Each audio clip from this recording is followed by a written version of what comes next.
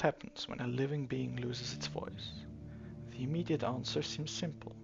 Silence fills the space. But in storytelling, silence is rarely empty. In the world of video games, a silent protagonist is a vessel, a shell waiting to be filled. For years, we've debated whether a character like Gordon Freeman is a genius narrative tool, or a creepy, blank slate. But in 2012, Arkane Studios gave us a different kind of silence. Corvo Atano. Corvo is not just a man who doesn't speak. In the original Dishonored, he's a man whose entire inner world is a void. A space as empty and full of potential as the dimension where the outsider himself resides. This video essay explores that space, the void of a non-verbal main character. Because when you stare at Corvo and you see a mask, when the outsider speaks to Corvo in the void, he looks past the man on the screen. He looks at us. I wonder what you'll do with the powers I've given you. Tell me, is he speaking to Corvo, or is he speaking to the person in front of the screen? Today, I want to explore a single haunting question. Are we the outsider in our own heads?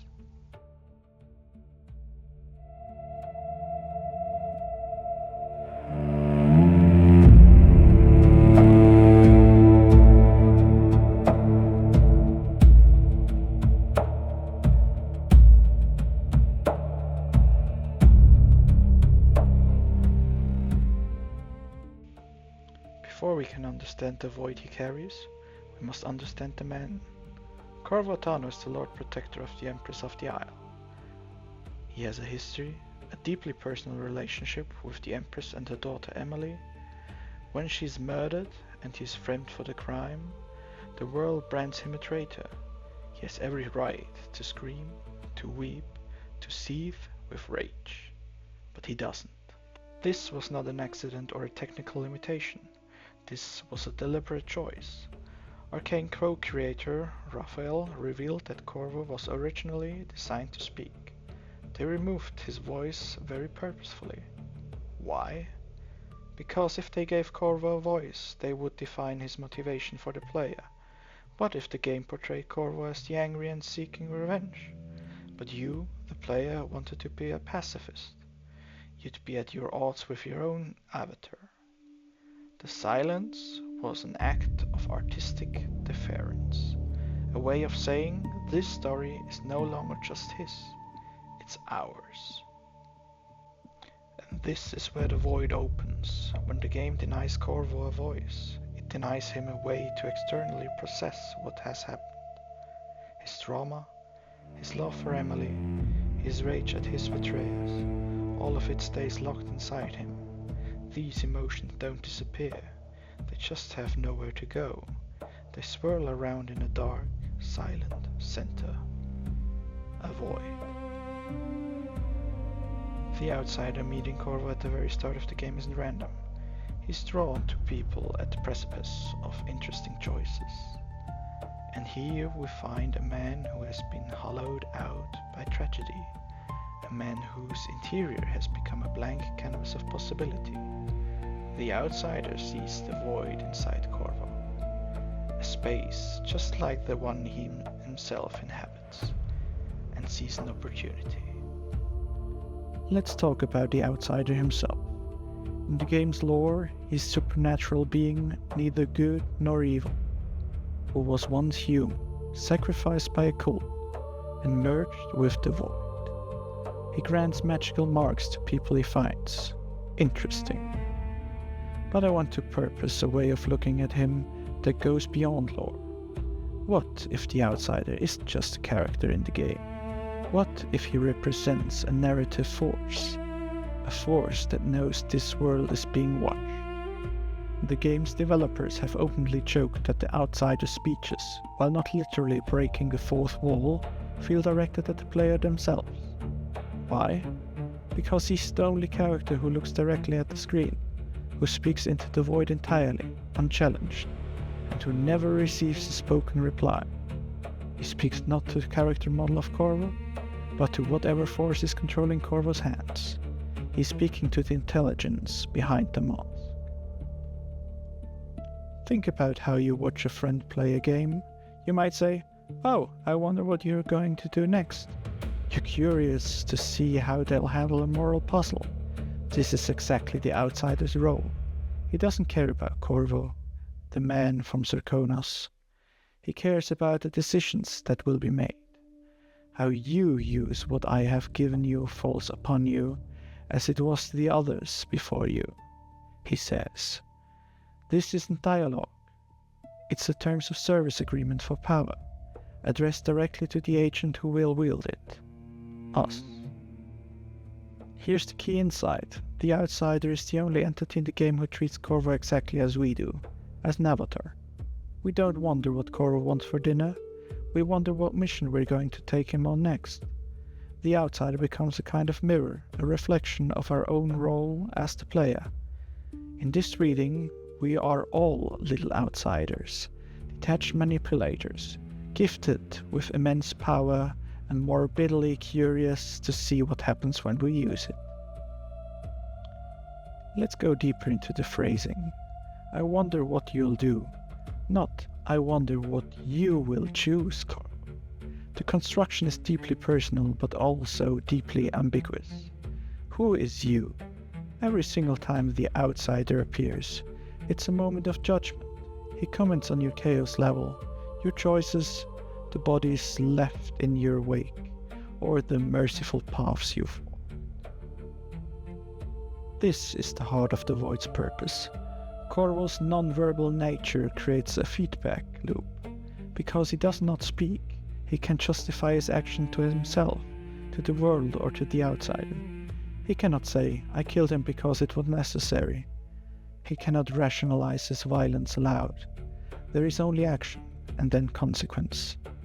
His silence makes his behavior, your behavior, the sole measure of his morality. The outsider's question, therefore, is a deeply philosophical one. It's a question that transcends the screen and lands directly in our laps. In a world as brutal as Dunwall, what would we actually do? If we had the power to stop time, to possess a living creature, to summon a swarm of rats that devour people alive, how would we choose to wield that power? Would we be just? Would we be entertained? The outsider's question is the game asking you, the player, to look into the void of your own moral compass. And Corvo, the silent man, cannot answer for you. He can only be the involuntarily vehicle for your answer, a servant inside his own mind, waiting for commands from a godlike entity he can't even perceive, except perhaps a strange, silent whisper, or the voice of the outsider. Let me ask you something. When you play Dishonored, are you Corvo, or are you just a passenger in his body? The game traps us in a fascinating psychological paradox. The narrative tells a story of a man's quest for vengeance or justice, but the gameplay lets us treat the entire city like a sandbox. We are the ghosts in Corvo's metal machine. He is a living being with history, but who is the true outsider in this scenario? I'd argue it's not just a dark-eyed deity. It's us. We are the observers, the decision makers, the unseen force piloting a mute body through a world that was once his own. What does it do to a soul to be a prisoner in your own flesh? Watching yourself do things you might never choose to do. If you play on high chaos, you see the world descend into despair, and you see Corvo become a vengeful monster. Is this his fault? No. Corvo didn't choose that. You did. He's just a man with bloody hands. On low chaos, he's a ghost of salvation. Either way, his silence is the empty space where his agency used to be. This is the ultimate existential horror of the silent protagonist. Refined to perfection in Dishonored, we project ourselves onto Corvo, filling his void with our own will, but in doing so we become the outsider within his head, a detached, curious, ultimately self-serving force, directing a man whose real personality is a mystery even to us. The irony is that the outsider outside Corvo, the one in the void, might be the least alien presence he encounters. At least that outsider talks to him directly, we just operate him. So, when the outsider speaks to Corvo, who is he really speaking to? I believe the true answer is both terrifying and beautiful. He is speaking to the symbiotic entity formed by the merging of a brave, silent man and a curious, often reckless player. He is speaking to a hybrid soul that exists only while the game is turned on. A being that is half Corvo Altano, the wronged father, and half of us, the unseen outsider pulling the strings. Corvo's silence is not emptiness. It's a gift of space. It's the void inside a video game character that becomes a looking glass. What you do with the powers you're given, and what you see in that void, says everything about you and nothing about him. Who is the real outsider? Maybe we'd never really play as Corvo. Maybe for those 15 hours Corvo is forced to live inside us. So, this was my interpretation of the void in the heart of Dishonored. If you enjoyed this video, please hit the like button, share your theories about the outside in the comments, and subscribe for more video game philosophy. I wonder what you'll do next. Thanks for watching.